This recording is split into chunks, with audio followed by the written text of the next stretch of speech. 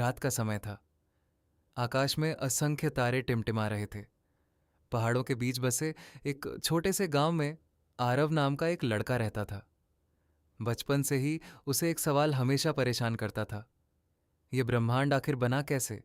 एक दिन वह अपने गांव के पुराने शिव मंदिर में गया। वहां एक वृद्ध साधु ध्यान में लीन बैठे थे। आरव ने धीरे से पूछा, बाबा, क्या भगवान शिव का डमरू सच में ब्रह्मांड की शुरुआत से जुड़ा है? साधु ने अपनी आंखें खोलीं, मुस्कुराए और बोले, बेटा, जो तुम पूछ रहे हो वही सबसे गहरा रहस्य है। बैठो, मैं तुम्हें एक कहानी सुनाता हूँ। बहुत समय पहले, जब कुछ भी नहीं था, न समय, न आकाश, न पृथ्वी, सिर्फ शून्य था। उस शून्य में एक ऊर्जा थी, शांत लेकिन अनंत। वही ऊर्जा थी महादेव। एक क्षण आया जब उस अनंत शांति में हलचल हुई। भगवान शिव ने अपना डमरू उठाया और जैसे ही उन्होंने उसे बजाया, डम डम, उस ध्वनि के साथ कंपन, वाइब्रेशन उत्पन्न हुआ और वही कंपन धीरे धीरे पूरे ब्रह्मांड में फैल गया। साधु बोले, वही पहला कंपन था, जिसे आज की भाषा में वैज्ञानिक कॉस्मिक वाइब्रेशन कहते हैं। आरव ध्यान से सुन रहा था। साधु आगे बोले, डमरू की हर ध्वनि से अक्षर उत्पन्न हुए, संस्कृत के 14 महेश्वर सूत्र। इन्हीं से भाषा बनी, शब्द बने और फिर विचार। जैसे जैसे डमरू बजता गया, ऊर्जा ने रूप लिया।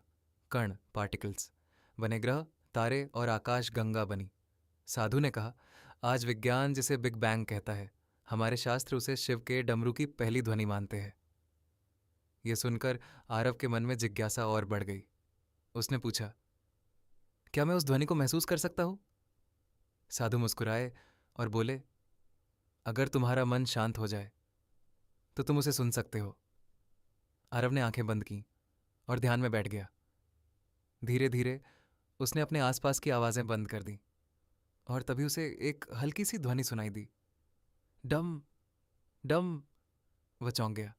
यह कोई बाहर की आवाज नहीं थी, यह उसके अंदर से आ रही थी। साधु ने कहा, बेटा, ये जो कंपन तुम सुन रहे हो, यही जीवन की ऊर्जा है, यही शिव है। आरव ने महसूस किया कि उसका दिल उसी लय में धड़क रहा है जैसे डमरू बज रहा हो। उसे लगा जैसे पूरा ब्रह्मांड उसी के अंदर समा गया हो। साधु ने समझाया, आज के वैज्ञानिक कहते हैं कि सब कुछ ऊर्जा है, सब कुछ कंपन है। यही बात हमारे आर्ष मुनियों ने हजारों साल पहले समझ ली थी। परमाणु, एटम्स भी कंपन करते हैं। ध्वनि भी ऊर्जा है और हमारा मन भी उसी ऊर्जा का हिस्सा है। इसलिए जब तुम ओम का उच्चारण करते हो तो तुम उसी कॉस्मिक वाइब्रेशन से जुड़ जाते हो। आरव अब सब समझ चुका था। उसने पूछा, तो क्या हम सब शिव का ही हिस्सा है? साधु बोले, हाँ बेटा, हम सब उसी ऊर्जा के छोटे छोटे अंश हैं।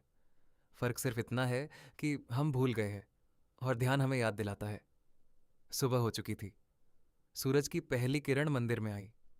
आरव ने साधु को प्रणाम किया और बोला, आज मुझे समझ आया कि भगवान कहीं बाहर नहीं, बल्कि हर कंपन में, हर धड़कन में है।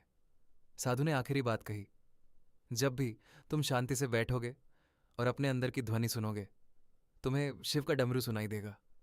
ये कहानी हमें बताती है, ब्रह्मांड सिर्फ एक रहस्य नहीं, बल्कि एक कंपन है।